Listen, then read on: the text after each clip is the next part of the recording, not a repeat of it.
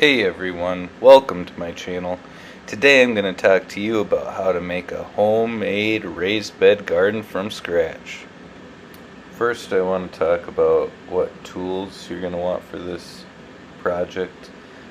First of all, a hammer power drill. I used my battery powered power drill because I prefer screws over nails. A carpenter stapler. I ended up using 9/16 inch staples to tack in the plastic that would help prevent decay in the bed and the sides of the bed. A level, a hole saw bit. I think it was about 2 inches in diameter. I don't know that you need a hole that big in diameter. I had 4 of them, but some sort of hole saw bit or something that's gonna cut a hole or a square or something that's going to allow for drainage in your raised bed garden. And finally, you're going to obviously want a tape measure and a miter saw and table saw, or theoretically you could use a hand saw, but I would at least think you'd want a skill saw. I think a miter saw and a table saw was the best way for me to approach this project. Next, let's talk about what materials you'll need for this raised bed garden.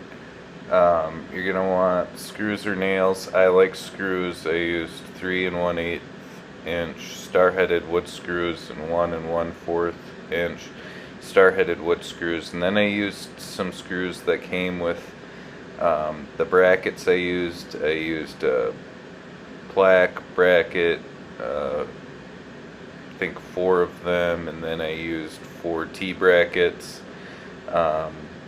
Those are optional.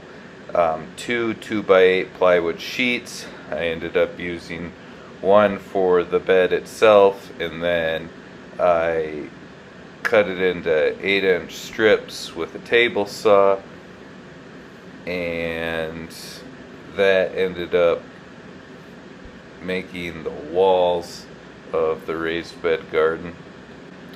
I used approximately 8 studs, and a stud is 8 feet long, and it's 2x4. Now I think it might be 1 3/4 by 3.5, but it's called the 2x4. This is going to depend on how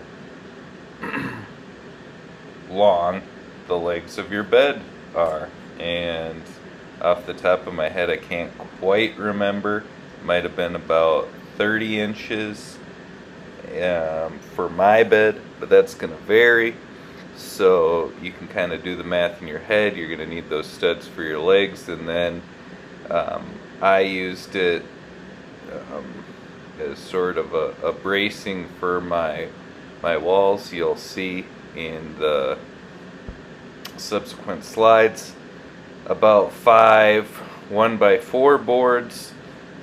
This is for bracing. Optional but not recommended. I used some plaque brackets and T brackets for my X braces, and T brackets for sort of a bracing of the legs together, so soil wouldn't pour out of the 2-inch diameter holes I drilled for drainage. I got some mesh. I used metal fencing mesh, and then I put screen door mesh in between that and another layer of metal fencing mesh, and tacked it all onto the bed with my 9/16 inch staples. Plastic. Before I put the mesh in, I stapled plastic onto the sides and bed of my raised bed garden. That's to prevent decay. I bought the appropriate soil. I bought about 12 cubic feet of raised bed garden soil. It was on sale. I think it was $6 per 1.5 cubic feet. And then cement blocks. That's what I had around. any type of plate to help soften the piercing the bed's legs into the lawn. There's 8 legs on my raised bed garden. That is helpful. Now I'm going to give you a brief step-by-step guide on how I made this raised bed garden. First, I cut 29-inch legs. I ended up cutting 8 of them. 29-inch legs from studs, which are 2x4s.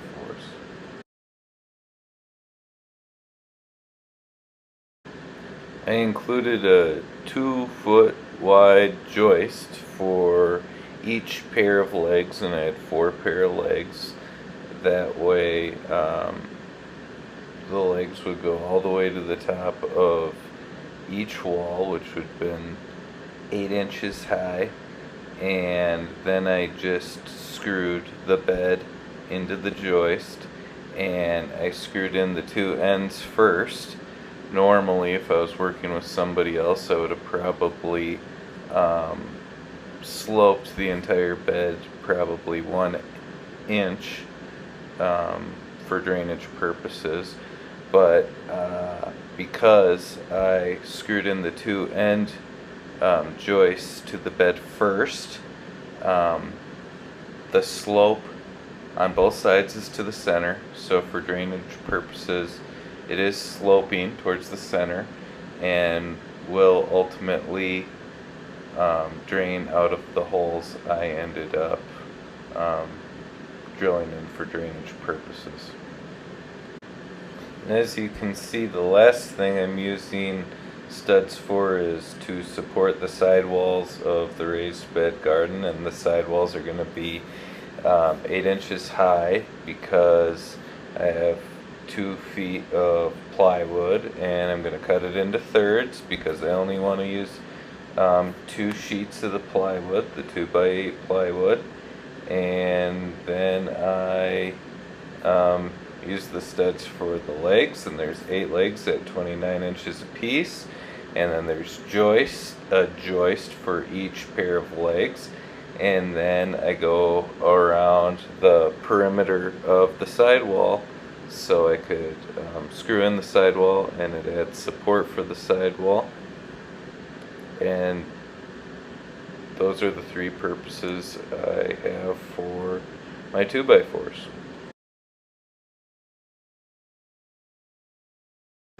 Now you can see I have my sidewalls up. They're 8 inches high, and you can see a couple little gaps there, but no worries because we're going to staple plastic as an exterior shell to prevent decay, and those gaps won't even matter. There won't be any soil spilling out of them, probably anyways, and especially with the plastic.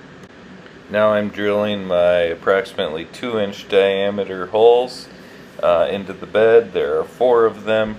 Remember the slope, both ends slope towards the center, and that will provide for adequate drainage for the raised bed garden.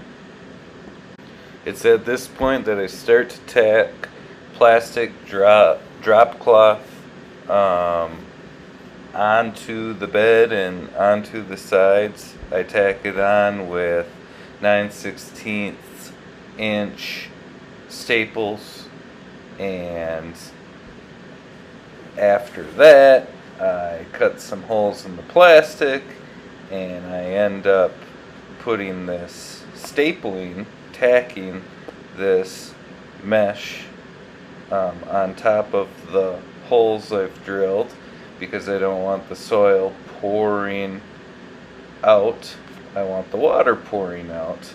And as you can see here, I put a thicker, heavier duty layer of plastic on top of it all, obviously not over top of the holes. And then I put some X braces to reinforce it. I even reinforce it with a 1x4 almost as a brace below the joist. I make sure it's all level. I put the cement blocks so the legs do not pierce the lawn, and there you go. If you have a lot of the tools necessary for this project on hand, you can expect to spend about $200 on soil and materials. Now this is going to be less if you already have some old studs on hand, or wood or plywood on hand. And you can obviously modify the dimensions of this raised bed garden to suit your own individual needs, or to fit and work with the material that you have on hand. Happy gardening!